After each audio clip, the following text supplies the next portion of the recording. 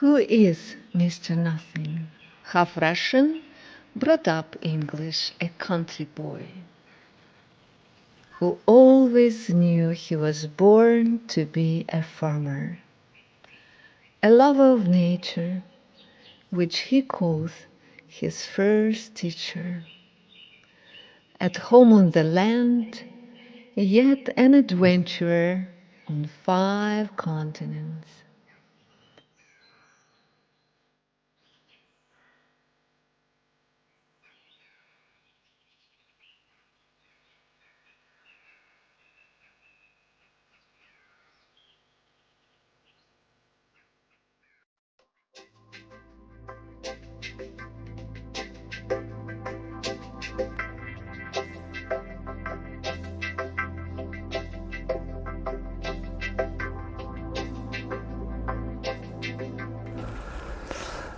So, John, I notice your book, Mystic Approaches.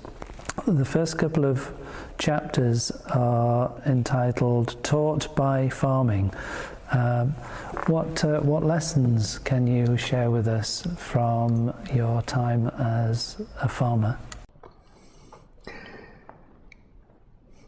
It's hard to underestimate the importance of farming and country life in my life. I was lucky to be born and brought up in the deep country. It was during the war, or just before and during the war, when there wasn't much in the way of alternatives. We kept close to the home, and my playmates were the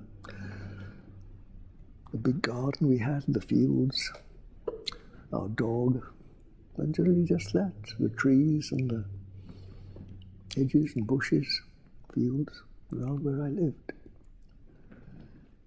And there was a neighbouring farm that I discovered early on, and I just loved, and I used to often go there. The farmer and his men were very kind to me. It was extraordinary. I was one of these lucky children that knew what I wanted to be. I used to say I knew before I was born that I wanted to be a farmer. Where did that come from? I don't know. But that's what I used to say. Mum always said I used to say that. And I suppose from 4 or 5 or so, I would go along there. There were horses, of course, then. There were more horses than tractors. Tractors were really very primitive, and most of the everyday work was done by horse and cart. Seems incredible when you consider how they disappeared, but that was normal for me. And I just adored these horses. And one of the first things the men would say to me was, "Be quiet."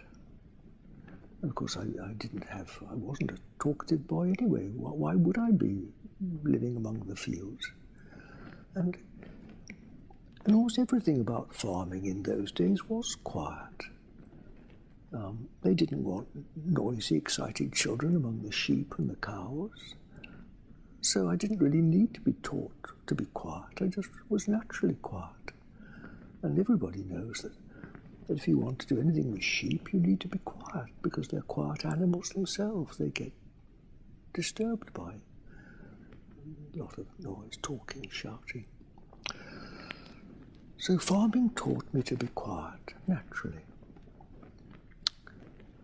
And there's nothing more important for the spiritual life, really, than to just stop talking.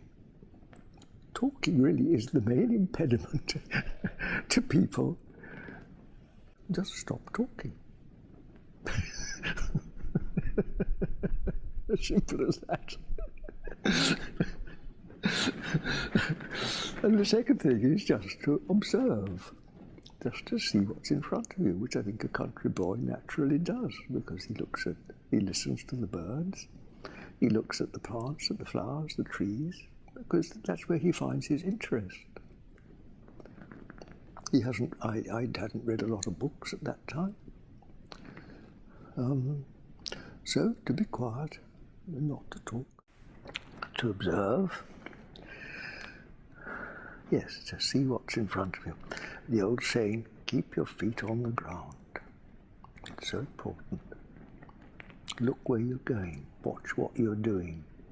Especially when you're working with hand tools, which farming was in those days. When you're working with so much of farming consists of using a sharp edge to cut something. Well, you must watch what you're doing, mustn't you? Otherwise you won't cut it accurately. You must watch what you're doing. Watch the axe or the chopper or whatever it is. Watch what you're doing. Keep your eye on the job. But there was another thing, and that is space. Now, farming, thank God, is still largely conducted in the open fields. And that sense of space, that love of space, that feeling at home in space, is another absolute, I'd hardly say a prerequisite, but an enormous help to begin to realize the spaciousness of spirit. Again, there's a lovely old song, cowboy song, "Don't Fence Me In." I just loved that as a boy. Don't fence me in. It just summed up everything.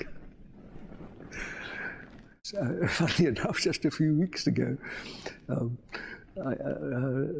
was a man in America that contacted me. He bought one of my books, actually. And so we had exchanged some letters, and he sent me a video of Roy Rogers singing "Don't Sense Me." It was absolutely lovely with his horse Trigger. He was one of the sort of like the first film stars of my boyhood. Roy Rogers, he had a lovely voice.